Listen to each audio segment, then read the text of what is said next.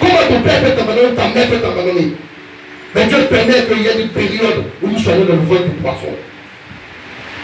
C'est une période. Elle est temporaire. Mais elle arrive. Elle insiste. Elle est passagère. Mais elle insiste. Tout enfant de Dieu connaîtra un jour, un temps où il est dans le ventre du poisson. Un temps de difficulté. Un temps de solitude.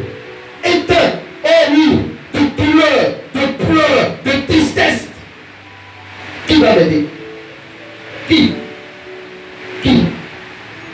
Je me rappelle qu'il y avait des situations, je prends tout mon répertoire, je cherche à appeler quelqu'un.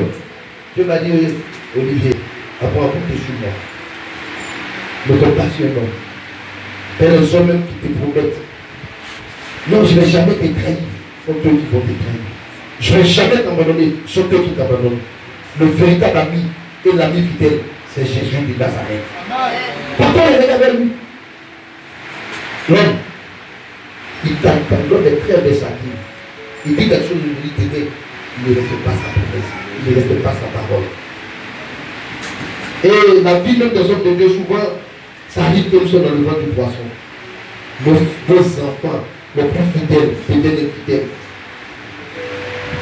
L'enfant qui te soutient même, c'est lui-même qui te tourne le dos. Parce qu'il pense que si lui te ferme les portes, tu ne pourras pas manger.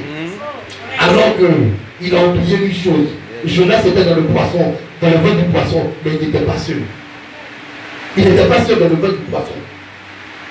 Il était comme Daniel, il n'était pas seul dans la fosse. Il n'était pas seul. Les Shadrach et Meshach, dans la fournaise ardente, il n'était pas seul.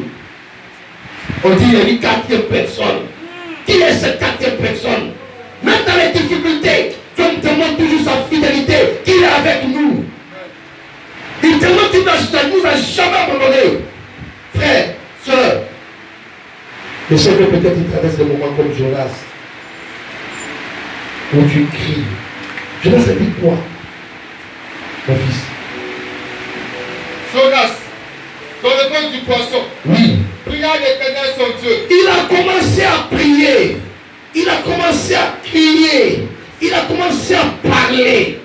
Frère, quand tout va mal, c'est ce moment précis. Il faut commencer à fléchir chez nous. Il faut commencer à crier. Il faut commencer à parler. Parce qu'il y a des choses, quand tu murmures, ça ne peut pas quitter. Mais il y a des choses, quand tu parles, ça quitte.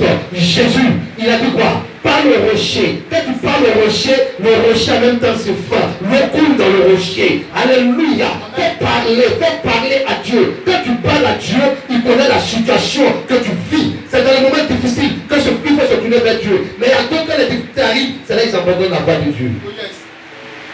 C'est pas le moment d'abandonner. C'est le moment même de s'approcher. C'est le moment de s'approcher. Il y a d'autres qui disent, il y a des filles. Et nous là, depuis, papa, depuis, moi j'ai vu ça, c'était là, Dieu fait rien. Donc moi aussi là, j'ai été débrouillé. C'est quand tu prie, Dieu fait rien. Mais Dieu a dit une parole à ceux qui parlaient en eux-mêmes. En Malachie 3, Dieu dit, un livre de souvenirs fait quoi? Fut écrit. Hein? Pour ceux qui craignaient l'Éternel. Et il dit, vous verrez de nouveau la différence entre celui qui craint Dieu et celui qui ne le craint pas.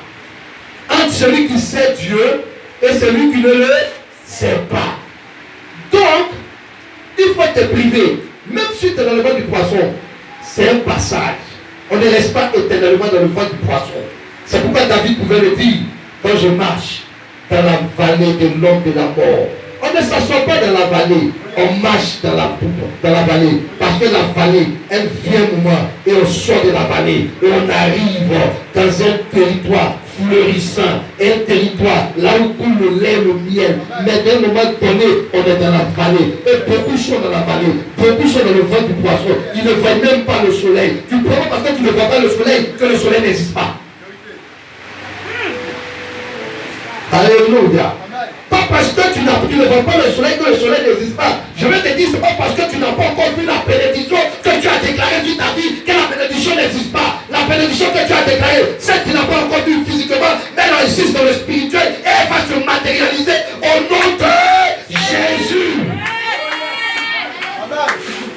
matérialiser. C'est pas parce que je ne vois pas. Je ne vois pas de voiture que je n'ai pas de voiture. Est-ce que vous comprenez les choses? Pas parce que je ne vois pas de maison que je n'ai pas de maison. Aïe, toi tu es dans ta maison, j'ai vu pour toi. Mais moi je n'ai pas encore vu de ma maison. Ma maison est dans le spirituel. Mais je sais une seule chose, c'est que ma maison, elle est dans le spirituel. Tu es en train de matérialiser ça. Elle sera physique. Mais toi j'ai vu pour toi. Est-ce que tu as vu pour moi? Tu n'as pas encore vu pour moi. Toi qui parles encore, tu n'as pas encore vu pour moi. Mais quand tu verras pour moi, tu vas te dire, pour toi encore petit, pour moi encore grand. Parce que je crois en ce Dieu-là. Je crois en ce Dieu-là. Alléluia. Alléluia. Père, le ventre du poisson. Et nous tous nous avons connu, nous connaissons le ventre du poisson. Enfin, ventre du poisson. Ventre du poisson. Ma femme et moi, on a eu du chemin. Ventre du poisson. On calcule nos besoins pour voir si on peut manger. Ventre du poisson. Ventre du poisson. Personne ne te voit. Quand tu sors tes sourires, tu danses. Alléluia. Mais tu souffres. Tu souffres. Le soir, tu te demandes qu'est-ce que tu vas manger. Mais quand tu parles de Jésus, tu es content. Il est puissant. Mais quand tu sors, tu dis, le ventre du poisson.